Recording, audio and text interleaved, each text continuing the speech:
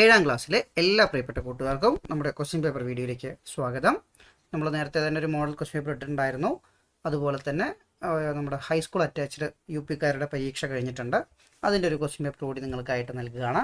അപ്പോൾ ഈ ഒരു ക്വസ്റ്റ്യൻ പേപ്പർ വീഡിയോ നിങ്ങൾക്ക് എല്ലാവർക്കും ഉപകാരപ്പെടട്ടെ എന്ന് ആശംസിച്ചുകൊണ്ട് നേരെ ചോദ്യപേപ്പറിലേക്ക് കിടക്കുന്നു. ഇവിടെ നോക്കൂ,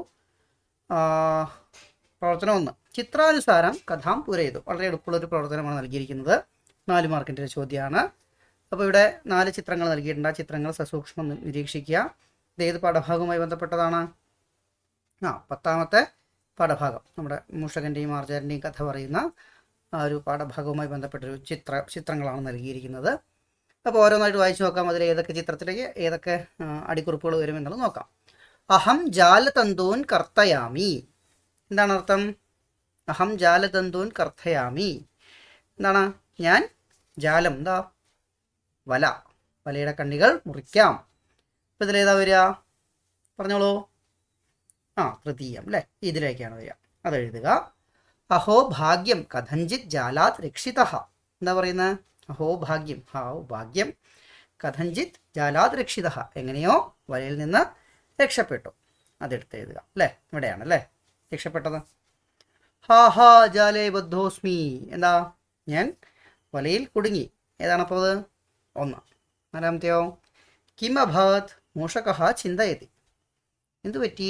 മൂഷകൻ ചിന്തിച്ചു. അപ്പോൾ അത് 2ാമത്തേലേക്ക് വരുന്നു. വളരെ എളുപ്പത്തിൽ തന്നെ ചെയ്യാവുന്ന പ്രവർത്തനമാണ്.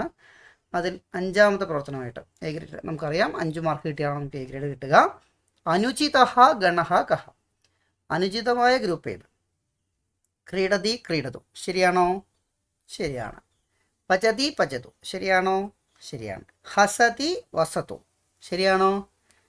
അല്ല അല്ലേ, ഹസതി എന്നുള്ളതിന് ഹസതു എന്നാണ് പറഞ്ഞത്. അപ്പോൾ ഇതിൽ തെറ്റായിട്ടുള്ള അനുചിതമായതാണ് ചോദിച്ചിരിക്കുന്നത്. എപ്പോഴും ശ്രദ്ധിക്കണം.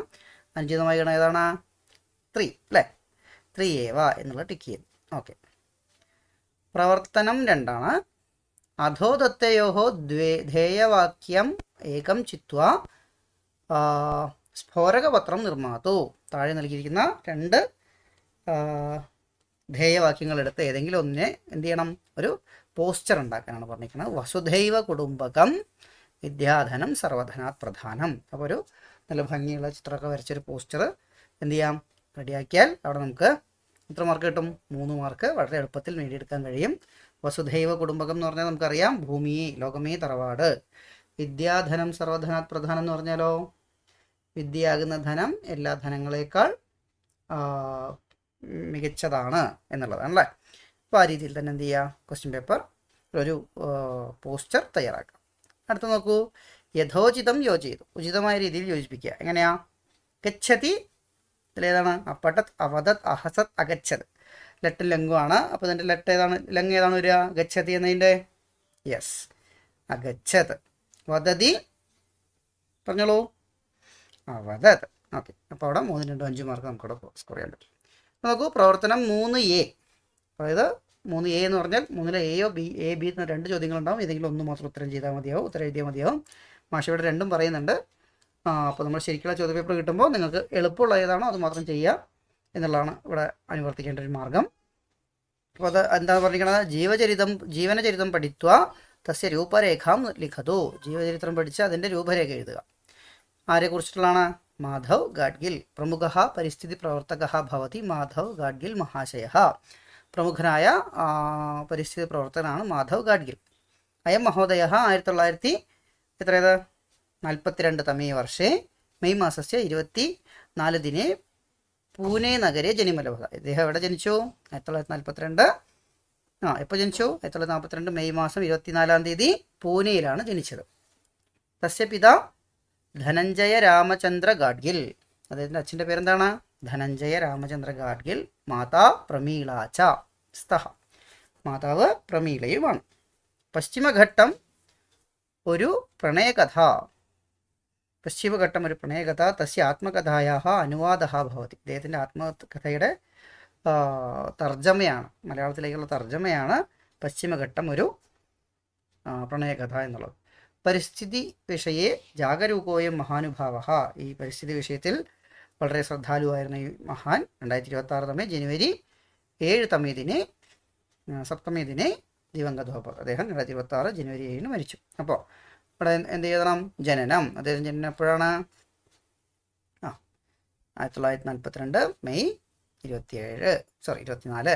പിതരൗ എന്ന് വെച്ചാൽ അച്ഛനും അമ്മയുമാണ്. നമുക്ക് അറിഞ്ഞാൽ എഴുതാൻ കഴിയുള്ളൂ. നമ്മൾ പിത എന്ന് കണ്ടാൽ ചിലപ്പോൾ അച്ഛൻ്റെ പേര് മാത്രം എഴുതി വയ്ക്കും, പാടില്ല. അച്ഛൻ്റെ പേര്, അമ്മയുടെ പേര്. പിതരൗ എന്ന് പറഞ്ഞാൽ അച്ഛനും അമ്മയും എന്നാണ് അർത്ഥം. അപ്പോൾ ധനഞ്ജയ രാമചന്ദ്ര ഗാഡ്ഗിൽ പ്രമീള. ആത്മകഥാനുവാദ. ആത്മകഥ തർജ്ജമ ചെയ്ത ആത്മകഥ ഏതാണ്? പശ്ചിമഘട്ടം ഒരു പ്രണയകഥ. ദിവംഗത എപ്പോഴാണ് മരിച്ചത്? 2026 ജനുവരി 7. ഈ രീതിയിൽ എഴുതാം. അടുത്ത അവ്യയാനുസാരം ഭിന്നം ഗണം ചിത്വാ ലിഖതു. അവ്യയം അനുസരിച്ച് ഭിന്നം. എന്താ ഭിന്നം? ഭിന്നത എന്നൊക്കെ പറഞ്ഞാൽ വ്യത്യസ്തമായത്. വ്യത്യസ്തമായ ഗണം ഏതെന്ന് എഴുതുക. നോക്കൂ, ഗൃഹീത്വ പഠിത്വ ഉക്ത്വ. ഇതെല്ലാം ഏതാണ്? ത്വാന്താണ് അല്ലേ. അടുത്ത ഗൃഹീതും പഠിത്തും വക്തും. ഇതൊക്കെ എന്താണ്? തുമുന്നെന്താണ്. അടുത്തതോ അപഹൃത്യ ലബന്ധം ചിത്രം. അതൊരു നാമപദമാണ്. ജ്ഞാത്വ ത്വാന്തപദമാണ്. അപ്പോൾ ഇതിലേതാണ് ഒരു വ്യത്യസ്തമായ ഗ്രൂപ്പ് എന്ന് പറയുന്നത്? 3 അല്ലേ. അപ്പോൾ 3 ഏവ എന്നുള്ള ഓപ്ഷൻ തിരഞ്ഞെടുക്കും. ഓക്കെ. ഇനി അതല്ലെങ്കിൽ അഥവാ എന്ന് പറഞ്ഞിട്ടുണ്ട്. വേറൊരു ഓപ്ഷനാണ് പറഞ്ഞിരിക്കുന്നത്. ഖണ്ഡികാം പഠിത്വ പ്രശ്നാനാം ഉത്തരാണി ലിഖതു. എന്താണ്? 3 എ ചെയ്തിട്ടില്ലെങ്കിൽ 3 ബി ചെയ്യണം. ഈ ഖണ്ഡിക വായിച്ച് താഴത്തുള്ള ചോദ്യങ്ങൾക്ക് ഉത്തരം. നമ്മൾ എപ്പോഴും കാണുന്ന ഒരു ചോദ്യമാണ്. പ്രശസ്ത സാഹിത്യകാര അധ്യാപക വാഗ്മി നിരൂപകശ്ച ഭവതി MK സാനു മഹാശയ. പ്രശസ്തനായ സാഹിത്യകാരനും അധ്യാപകനും എഴുത്തുകാരനും പ്രാസംഗികനും നിരൂപകനുമൊക്കെയാണ് ആര്? MK സാനു മഹാശയൻ. 1928 തമേ വർഷേ ഒക്ടോബർ മാസസ്യ 27 തമേ ദിനാങ്കേ ആലപ്പുഴ ജില്ലായ തുമ്പോളി ദേശീയ ജനിമലഭ. അദ്ദേഹം എപ്പോൾ ജനിച്ചു? എവിടെ ജനിച്ചു? 1928 ഒക്ടോബർ മാസം 27 തീയതി ആലപ്പുഴ ജില്ലയിലെ തുമ്പോളിയിൽ ജനിച്ചു. MC കേശവ KP ഭവാനി ച തസ്യ പിതരൗ സ്തഃ. MC കേശവനും KP ഭവാനിയുമാണ് ഇദ്ദേഹത്തിൻ്റെ അച്ഛനും അമ്മയും. ബഷീർ ഏകാന്ത വീഥിയിലെ അവധൂതൻ.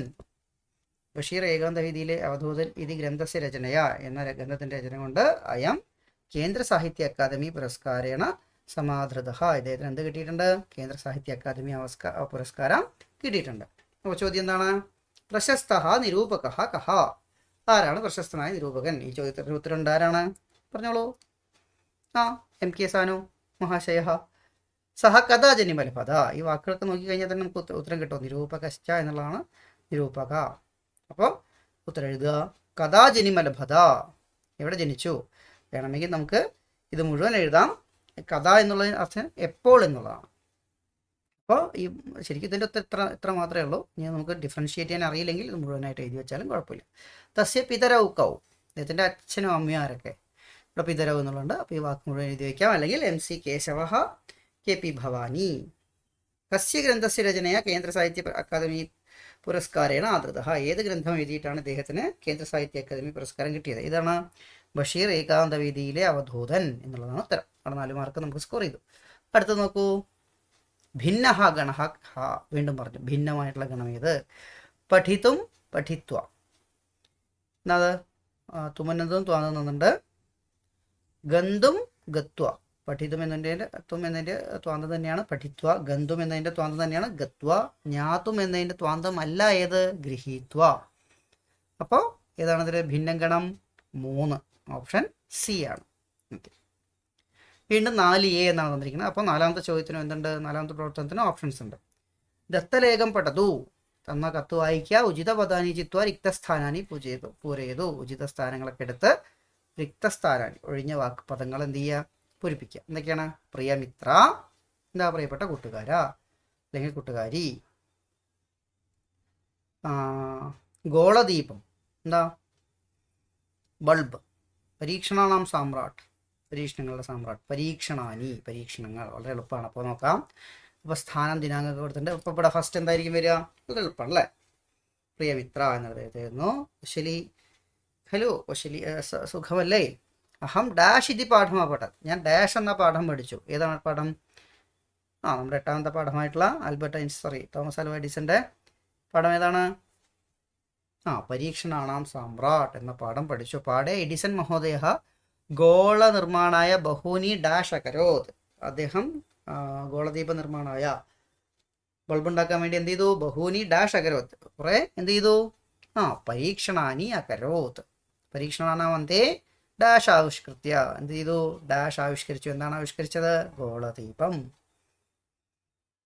അയം പാഠ പ്രേരണാത്മക ഭവതി. ഈ പാഠം പ്രേരണാത്മകമാണ്. ഭവാനപ്പി ഏതം പാഠം പഠതു ഇതി പ്രാർത്ഥയെ. താങ്കളും നീയും ഈ പാഠം വായിക്കണമെന്ന് അഭ്യർത്ഥിക്കുന്നു എന്നാണ് പറഞ്ഞിരിക്കുന്നത്. വളരെ എളുപ്പമാണ് അല്ലേ? 4 മാർക്ക് അവിടെ സ്കോർ ചെയ്തു.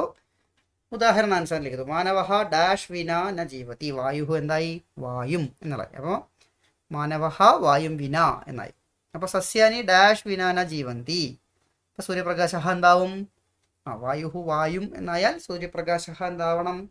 സൂര്യപ്രകാശം എന്നുള്ളത് അല്ലേ? സസ്യങ്ങൾ സൂര്യപ്രകാശം ഇല്ലാതെ ജീവിക്കില്ല. വിന വരുമ്പോൾ ദ്വിതീയ പ്രയോഗിക്കണം എന്നുള്ളതാണ് അവിടുത്തെ നിയമം. Okay, 4B. അപ്പോൾ എല്ലാവരും ഏതാണ് ചെയ്യുന്നതാണ് വിചാരിക്കുന്നത്. രേഖാങ്കിത പദസ്യ സ്ഥാനെ ഉചിതം പദം കോഷ്ടകാത് സ്വീകൃത്യ ഖണ്ഡികാം പരിവർത്തയതു. നമ്മൾ ആ പാഠത്തിൽ തന്നെ വന്നിരിക്കുന്ന മറ്റൊരു പ്രവർത്തനമാണ് രേഖാങ്കിത പദസ്യ. 9ാമത്തെ പാഠത്തിൽ അടിവരയിട്ട വാക്കുകൾക്ക് അതേ അർത്ഥം വരുന്ന മറ്റ് പദങ്ങൾ എടുത്ത്, ബ്രാക്കറ്റിലെ വാക്കുകൾ എടുത്ത് എന്ത് ചെയ്യുക? ഉത്തരം എഴുതുക. ഏകഹ ഛാത്ര വിദ്യാലയം ഗതവാൻ. ഗതവാൻ എന്നുള്ളതിൻ്റെ അതേ അർത്ഥം വരുന്ന വാക്ക് ഏതാണ് അതിൽ? അഗച്ഛത് അല്ലേ? അടുത്ത സഹ സംസ്കൃതം പഠിതവാൻ. അദ്ദേഹം സംസ്കൃതം പഠിതവാൻ എന്നുള്ളതിന് ഏതാ വരിക? അതിൽ അപഠത്. മധ്യാഹ്നേ ഭോജനം ഖാദിതവാൻ. ഏതാ വരിക? അഖാദത്. ഭോജനാനന്തരം ക്രീഡിതവാൻ, ക്രീഡത്. ഈ രീതിയിലാണ് എന്ത് ചെയ്യേണ്ടത്? എഴുതേണ്ടത്. വളരെ എളുപ്പമല്ലേ? എളുപ്പമായതുകൊണ്ടാണ് വേഗം പറഞ്ഞു പോകുന്നത് കേട്ടോ. ഉദാഹരണാനുസാരം ലിഖതു. ബാലിക ഡാഷ് ഗച്ഛതി ദ്വിചക്രിക ദ്വിചക്രികയാ എന്നായി. അപ്പോൾ ബാലക ഡാഷ് ലിഖതി. തൂലിക എന്താവും? ദ്വിചക്രിക ദ്വിചക്രികയാ ആയിട്ടുണ്ടെങ്കിൽ തൂലിക എന്താവണം? തൂലികയാ. ബാലക തൂലികയാ ലിഖതി എന്നാണ്. ശരി. അഭവത് ഡാഷ് ഭവിഷ്യതി ഡാഷ് ഹസതി ഹസിഷ്യതി അഖാദത് ഖാദതി ഡാഷ്. പറഞ്ഞോളൂ. അഭവത് ഭവിഷ്യതി എന്നുണ്ട്, ഇവിടെ ഹസതി എന്നുണ്ട്. അപ്പോൾ അഭവത് എന്താവണം? ഭവതി. അടുത്തതോ ഡാഷ് ഹസതി. അഭവതും അഖാദതും ആണെങ്കിൽ ഇവിടെ എന്ത് വരണം? അഹസത് എന്ന് വരണം അല്ലേ? ഭവിഷ്യതി ഹസിഷ്യതി. അപ്പോൾ ഖാദതി എന്താവും? ഖാദിഷ്യതി എന്നാണ്.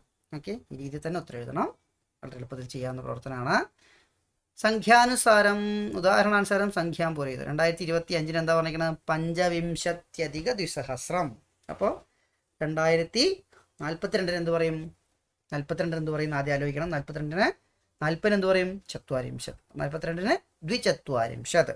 അപ്പോൾ 240,200 എന്നുള്ളതാണ് ഉത്തരം വരേണ്ടത്. സംഖ്യയൊക്കെ എഴുതാൻ നമ്മൾ പഠിച്ചിട്ടുണ്ട്. വളരെ എളുപ്പത്തിൽ ചെയ്യാവുന്നതാണ്. പ്രസ്താവന പഠിത്തോ ഉചിതം ഗണം ചിത്വാ ലിഖതു. പ്രസ്താവന വായിച്ച് ഉചിതമായ ഗണം എഴുതുക. അഭിജ്ഞാന ശാകുന്തളസ്യ കർത്താ ഭവതി കാളിദാസ. അഭിജ്ഞാന ശാകുന്തളം എഴുതിയത് കാളിദാസനാണ്. ശരിയാണോ? ആണോ? അതെ. ശാകുന്തളെ നായക ഭവതി ഉദയന. ശാകുന്തളത്തിൽ നായകനാണ് ഉദയനൻ. ആണോ? അല്ല അല്ലേ? ഉദയനൻ വടക്കമ്പാട്ടുള്ള നായകനൊക്കെയാണല്ലേ. ഇവിടെ ശാകുന്തളത്തിൽ നായകൻ ആരാണ്? ദുഷ്യന്തനും ശകുന്തളയും എന്നുള്ളതാണ് പറയുന്നത്. അപ്പോൾ ഇത് തെറ്റാണ്. അപ്പോൾ ശാകുന്തളത്തെ പറ്റി ചെറിയൊരു ജ്ഞാനം മാത്രമേ ഇതൊരു എഴുതാൻ കഴിയുള്ളൂ. അപ്പോൾ 1 ശരി 2 തെറ്റാണ്. അപ്പോൾ അത് ഓപ്ഷൻ ഏതാണ്? 1 2 സാധു, 1 സാധു, 2 സാധു, 1 2 സാധു. അപ്പോൾ ഏതാണ് ശരി? ഉചിതം ഗണം 1 സാധു, ബി എന്നുള്ളതാണ് ഉത്തരം. ഓക്കെ, ഉദാഹരണാനുസാരം വാക്യാനി പോരേത്. മൂഷകഃ ബിലം ബഹിഹി ആഗച്ഛതി. മൂഷകഃ ബിലാത് ബഹിഹി ആഗച്ഛതി എന്ന് പറഞ്ഞു. അപ്പോൾ ഖഗഃ നീടം ബഹിഹി ആഗച്ഛതി എന്താവും? ഖഗഃ നീടാത് ബഹിഹി ആഗച്ഛതി. ഗജഃ വനം ബഹിഹി ആഗച്ഛതി. ഗജഃ വനാത് ബഹിഹി ആഗച്ഛതി. മഹാഭാഗോയം മഹാഭാഗഃ പ്ലസ് അയം. അപ്പോൾ പ്രശസ്തോയം പറഞ്ഞോളൂ. പ്രശസ്തഃ പ്ലസ് അയം. ചിത്രം കണ്ടിട്ട് ആളെ തിരിച്ചറിയൂ. ആരാണത്? CV Raman, Isaac Newton, APJ Abdul Kalam. ആരാണത്? വിദേശിയാണെന്ന് കണ്ടാൽ തന്നെ അറിയാം, ഐസക് ന്യൂട്ടൺ ആണല്ലേ. അടുത്തത് CV രാമനാണോ APJ അബ്ദുൽ കലാം ആണോ? APJ അബ്ദുൽ കലാമിനെ നിങ്ങൾക്ക് എല്ലാവർക്കും അറിയാം. CV രാമനെ നമ്മൾ പാഠപുസ്തകത്തിൽ പഠിക്കുന്നുണ്ട്. അപ്പോൾ CV രാമൻ എന്നുള്ളടത്ത് എഴുതുക. വളരെ എളുപ്പമുള്ള 6 പേജുള്ളൊരു ചോദ്യപേപ്പറാണ് നൽകിയിരിക്കുന്നത്. അപ്പോൾ ഈ രീതിയിൽ തന്നെയായിരിക്കും നമ്മുടെ ഹൈസ്കൂൾ ഇൻഡിവിജ്വൽ UPDയും ചോദ്യപേപ്പർ എന്ന് കരുതാം. അപ്പോൾ ഈ ഒരു ചോദ്യപേപ്പർ നിങ്ങൾക്ക് എല്ലാവർക്കും ഉപകാരപ്പെടട്ടെ എന്ന് ആശംസിക്കുന്നു. നമ്മുടെ അടുത്ത വർഷവും നിങ്ങളെല്ലാവരും ഹൈസ്കൂളെത്തി സംസ്കൃതം തന്നെ 1ാം ഭാഷയായിട്ട് തിരഞ്ഞെടുക്കുക. അവിടുത്തെ സംസ്കൃത അധ്യാപനെ കണ്ട് അല്ലെങ്കിൽ സംസ്കൃത അധ്യാപികയെ കണ്ട് സംസ്കൃതം തിരഞ്ഞെടുക്കുന്നു എന്ന് പറയുക. വളരെ എളുപ്പത്തിൽ മാർക്ക് സ്കോർ ചെയ്യാൻ പറ്റുന്ന സബ്ജക്റ്റ് ആണെന്നുള്ളത് നമ്മുടെ ഇതുവരെയുള്ള അനുഭവം തന്നെയാണ്. അപ്പോൾ ഇനി തുടർന്നും നമുക്ക് അതേ രീതിയിൽ തന്നെ മാർക്ക് സ്കോർ ചെയ്യാൻ ഹൈസ്കൂളിലും സ്കോർ ചെയ്യാം നമ്മുടെ സംസ്കൃത ഭാഷയിലൂടെ. അതുപോലെ തന്നെ നിരവധി ജോലി അവസരങ്ങൾ നമുക്ക് ഹൈസ്കൂളിലെല്ലാം അവൈലബിൾ ആണ് എന്നുള്ളത് നിങ്ങൾ ഓർക്കുക. അപ്പോൾ എല്ലാവർക്കും വിജയാശംസകൾ നേരുന്നു. പുനർമിലാമഹ.